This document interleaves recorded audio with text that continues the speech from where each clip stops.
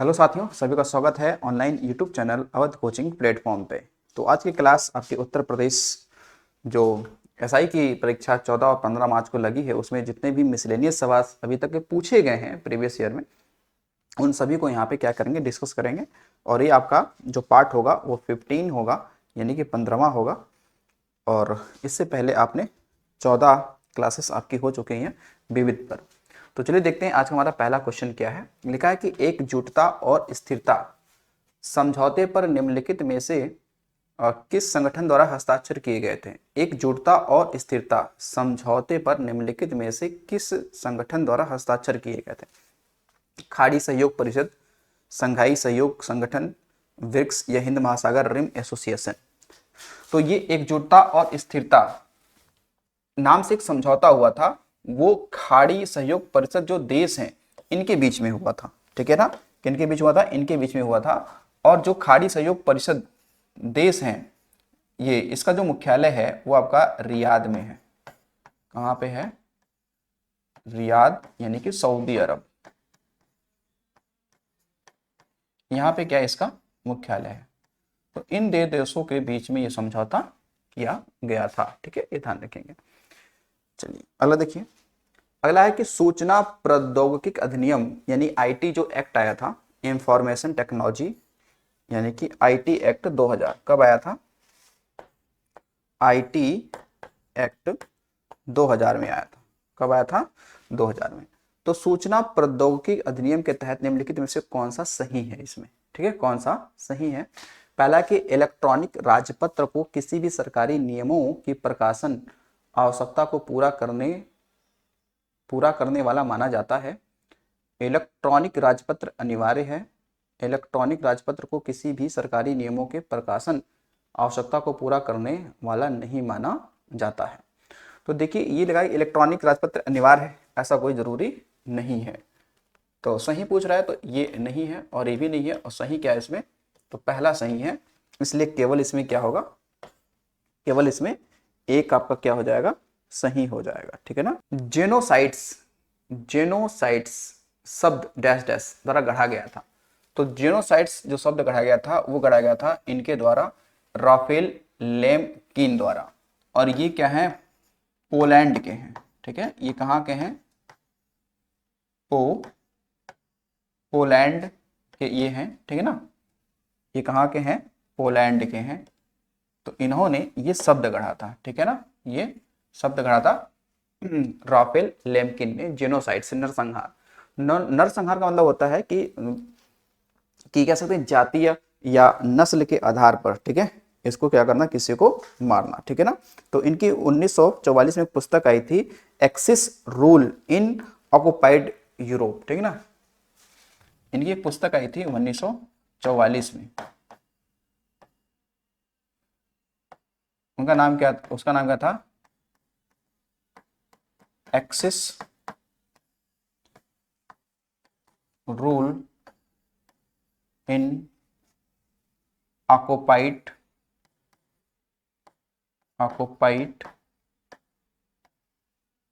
Europe. ठीक, पुस्तक में इस शब्द का उन्होंने सबसे पहले क्या किया था? उल्लेख किया था। ठीक, ध्यान रखिएगा। अगला है कि भारत की स्वतंत्रता के बाद जनजातीय भूमि के संरक्षण के अभाव के लिए निम्नलिखित में से कौन जिम्मेदार थे? भारत की स्वतंत्रता के बाद जनजातीय भूमि के संरक्षण के अभाव के लिए निम्नलिखित में से कौन जिम्मेदार थे? पहला, ऋणग्रस्तता और गरीबी के कारण साहूकारों के पास भूमि गिरवी, ये तो था ही था। सिंचाई, बांध और अन्य सार्वजनिक उद्देश्यों के लिए जनजातीय भूमि का अधिग्रहण, हाँ ये भी था। गरीब आदिवासियों द्वारा की गई भूमि की बिक्री, नहीं उन्होंने भूमि तो नहीं बेचा था, इन्होंने भूमि नहीं बेचा था। बाकी दोनों बातें ऊपर की सही है, इसलिए ए और बी क्या हो जाएगा? इसमें सही हो जाएगा। भौगोलिक निकटता के आधार पर क्षेत्रीय समूहों में देशों का समूहन क्या कहलाता है? समाजवाद, साम्राज्यवाद, धर्मनिरपेक्षवाद या क्षेत्रवाद। तो इसके लिए मिलता जुलता शब्द ही क्या है? क्षेत्रवाद क्या हो जाएगा? सही हो जाएगा। गन्ने का उचित और लाभकारी मूल्य एफआरपी कौन अनुमोदित करता है या कौन जारी करता है? ठीक, तो क्या भारतीय खाद्य निगम, क्या भारतीय राष्ट्रीय कृषि सहकारी विपणन संघ लिमिटेड यानी कि नेफेड, आर्थिक मामलों पर कैबिनेट समिति या कृषि उपज मंडी समिति। तो ये ध्यान रखेंगे कि इसके लिए जो आर्थिक मामलों पर कैबिनेट समिति बनती है और इसके जो अध्यक्ष होते हैं वो प्रधानमंत्री होते हैं, ठीक है ना। इसके अध्यक्ष कौन होंगे, तो पीएम होंगे, ठीक है ना, वो जारी करते हैं। तो गन्ने के लिए ध्यान रखना, गन्ने के लिए एमएसपी नहीं जारी होती है, गन्ने के लिए एफआरपी जारी होती है, ठीक है ना। जबकि फसलों के लिए ध्यान रखना, फसलों के लिए एमएसपी यानी मिनिमम सपोर्ट प्राइस, ठीक है ना, जारी होता है, जारी होता है, ठीक। आर्थिक एवं लागत जो मूल्य आयोग है वो जारी करता है। तो फसलों के लिए एमएसपी और जबकि गन्ने के लिए क्या जारी होता है, एफआरपी जारी होता है, ठीक है ना। तो ये फसलों के लिए एमएसपी कितनी जारी होती है, तो लागत का 1.5 गुना जारी किया जाता है, ठीक है, लागत का 1.5 गुना। आगे ये हॉट परस्यूट और सर्जिकल स्ट्राइक शब्द डैश से संबंधित है। कानून प्रवर्तन द्वारा एक आपराधिक संदिग्ध का प्रत्यक्ष पीछा करना, आतंकवादी हमले के खिलाफ सशस्त्र कार्रवाई, ज्वालामुखी गतिविधि के आविर्भाव या जैव विविधता हॉटस्पॉट। तो आपने देखा ही था कि सर्जिकल स्ट्राइक हुआ ही था पाकिस्तान के खिलाफ, तो संबंध किससे है, आतंकवादी हमले के खिलाफ सशस्त्र यानी हथियार के साथ कार्रवाई करना। न्यू कैलेडोनिया डैश से स्वतंत्रता को अस्वीकार करता है, यानी कि जो न्यू कैलेडोनिया है ये नहीं चाहता है कि हम आजाद हों। तो ये न्यू कैलेडोनिया किसके अधीन है, फ्रांस, यूके, नीदरलैंड, जर्मनी। तो ध्यान रखेंगे फ्रांस, यानी कि फ्रांस का एक उपनिवेश है, फ्रांस का क्या है, एक कॉलोनी है, एक उपनिवेश है प्रशांत महासागर में, जिसका नाम क्या है, न्यू कैलेडोनिया। तो ये यहाँ के लगभग ये मान के चलो 93-94% लोग नहीं चाहते हैं कि हम आज़ाद हों फ्रांस से, बाकी 2-3% चाहते हैं कि हम आज़ाद एक स्वतंत्र देश बने। तो ये ध्यान रखिएगा, न्यू कैलेडोनिया फ्रांस का एक उपनिवेश है और यहाँ की जनता नहीं चाहती है कि हम इससे आज़ाद हों। वे पशु जो रात्रि के दौरान सक्रिय होते हैं उन्हें डैश कहा जाता है, निशाचर, ठीक है, निशाचर यानी कि नॉकटर्नल, ठीक है, नॉकटर्नल कहा जाता है। आगे देखिए, डैश को भारत को आपराधिक न्याय आपराधिक न्याय प्रणाली में सुधारों के लिए 2003 में स्थापित किया गया था। पद्मनाभ भैया समिति, रेबो या मलिमथ समिति या गोरे समिति। तो इसके लिए सही आंसर क्या है आपका, मलिमथ समिति। तो मलिमथ समिति को इसलिए किया गया था ताकि आपराधिक जो न्याय प्रणाली है उसमें क्या हो सके, उसमें सुधार हो सके। क्या हो सके भाई, उसमें सुधार हो सके, ठीक। तो अगर यहाँ पे आप देखेंगे तो एक चीज और भी समझिए कि जो पद्मना ये जो समिति है, अगर मान लो आपसे पूछ लिया कि ये समिति कब आई, तो बताना ये 2000 में ये समिति आई। फिर उसके बाद में लिखा है ना नीचे आपका रे ब्यूरो समिति, ये 1900 आपका कब आई, तो 98 में। ये कब आई, 1998 में ये समिति आई, ठीक है। इस चीज को आपको ध्यान रखना। जबकि गोरे समिति 1971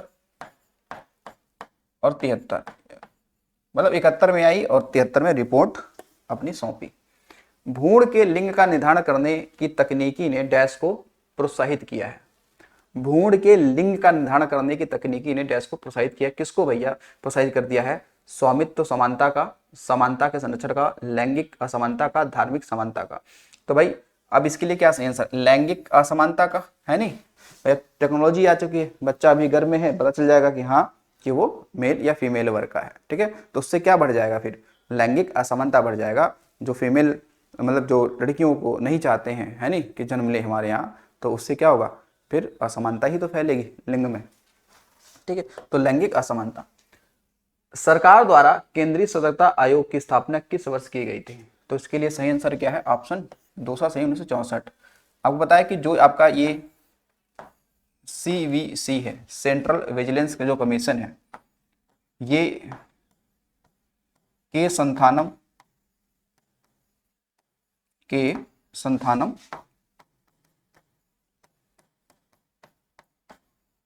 समिति के सिफारिश पर इसकी स्थापना की गई थी, ठीक। सिफारिश की स्थापना की गई थी कब, तो 1964 में। कब? 1964 में।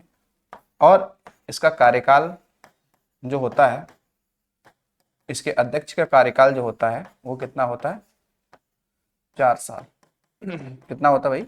4 साल होता है। संयुक्त राष्ट्र महासभा द्वारा महिलाओं के खिलाफ हिंसा के उन्मूलन की घोषणा वर्ष डैश डैश अपनाई गई थी। तो इसके लिए सही आंसर क्या है? अच्छा एक बार देखो, संयुक्त राष्ट्र महासभा द्वारा महिलाओं के खिलाफ हिंसा के उन्मूलन, ठीक है। तो हिंसा के उन्मूलन है तो ये क्या है आपका? 1993, ठीक है ना, 1993। राष्ट्रीय इलेक्ट्रॉनिक टोल संग्रहण, जिसे हम लोग बोलते हैं NETC, ठीक है ना, तो ध्यान रखना, नेशनल इलेक्ट्रॉनिक टोल, ठीक है। तो कार्यक्रम के तहत फास्टैग, ठीक है, जो कि रेडियो फ्रिक्वेंसी के सिद्धांत में कार्य करता है, फास्टैग द्वारा विकसित किया गया। यानी फास्टैग किसके द्वारा विकसित किया गया है? भारतीय औद्योगिक वित्त निगम, बीमा नियामक और विकास प्राधिकरण इरेडा, भारतीय राष्ट्रीय भुगतान निगम NPCI या भारतीय स्टेट बैंक। तो देखिए जो ये फास्टैग है ये इनके द्वारा क्या किया गया है? ये डेवलप किया गया है भारतीय राष्ट्रीय भुगतान निगम के द्वारा, NPCI। NPCI का जो मुख्यालय है वो मुंबई में है, मुंबई में है, ठीक। और इसकी कैसे स्थापना जो हुआ वो 2008 में हुआ, है नहीं। आपने जो UPI आप देखते हैं, UPI भी किसके द्वारा संचालित किया जाता है? तो भारतीय राष्ट्रीय भुगतान निगम के द्वारा, ठीक है ना।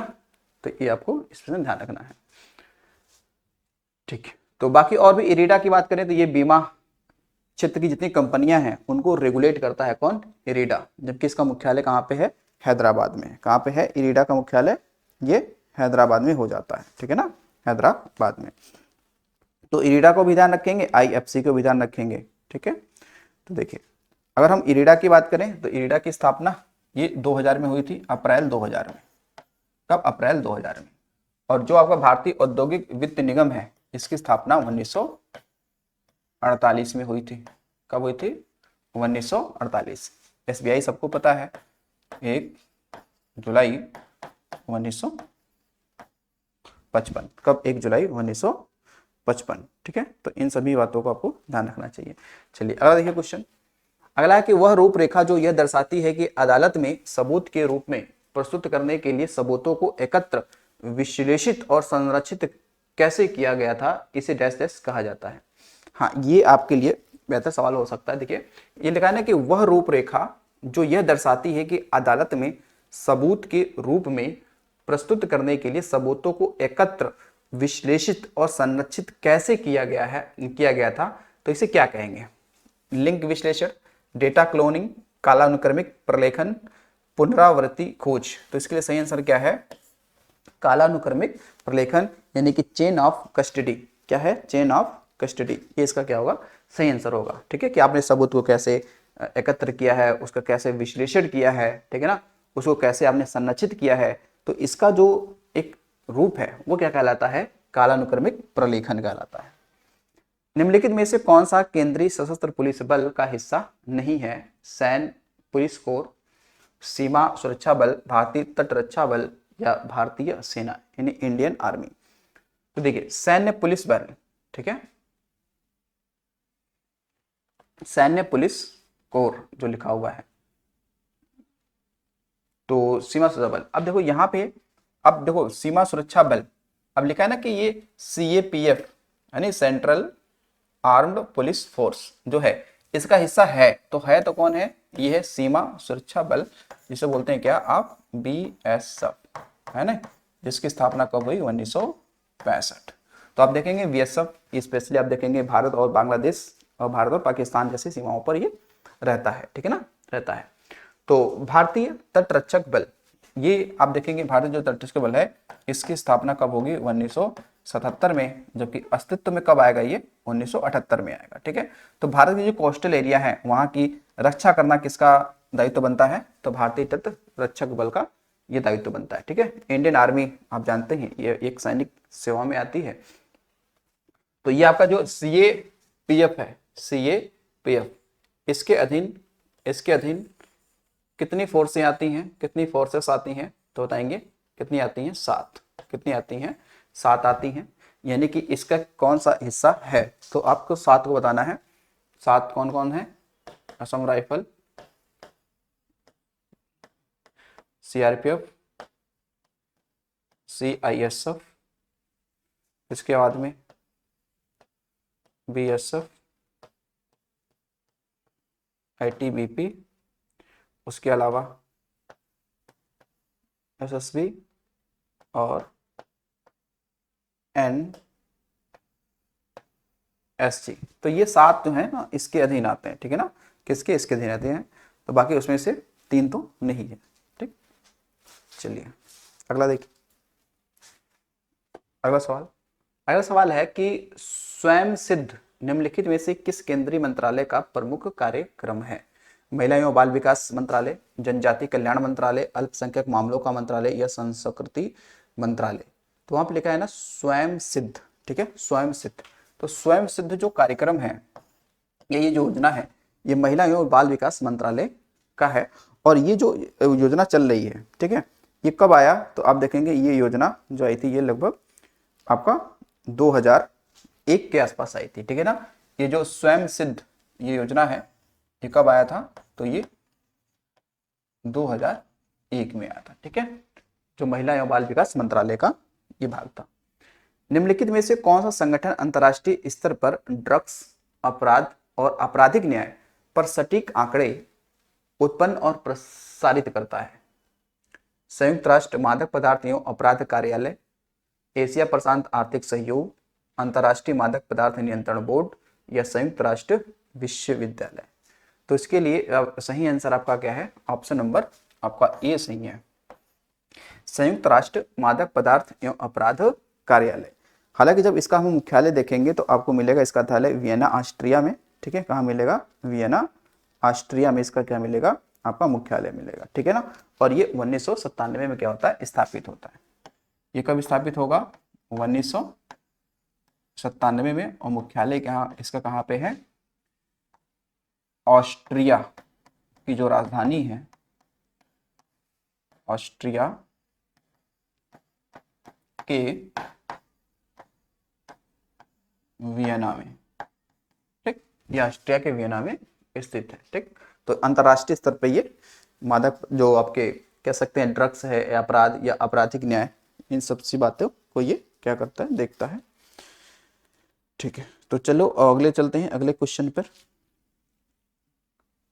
अगला हमारा है कि डैश एक गैर कानूनी गतिविधि है जहां नकली वेबसाइट जो वास्तविक दिखाई देती है उपयोगकर्ता के सामने संवेदनशील और व्यक्तिगत जानकारी एकत्रित करने के लिए प्रस्तुत करती है।